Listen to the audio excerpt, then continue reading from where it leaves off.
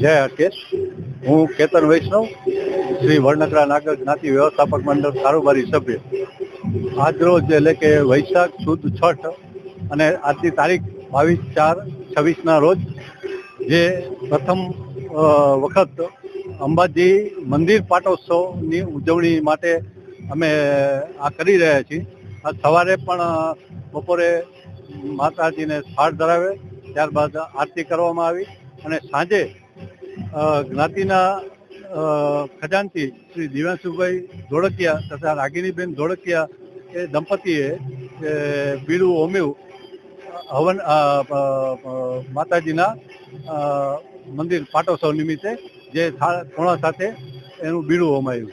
ત્યારબાદ અખિલ ભારતીય નાગર પરિષદ કચ્છ શાખા દ્વારા એક પ્રતિસ્પર્ધા યોજવામાં આવેલી છે, જેમાં વક્તૃત્વ, ગાયન તેમજ એકપાત્રીય અભિનયમાં ભાગ લેનાર આજે જે છે એ લોકો પોતાનું કૃતિ રજૂ કરશે, જેમાંથી જે પ્રથમ આવશે તેમને નેશનલ લેવલે એને ભાગ લેવાનો રહેશે.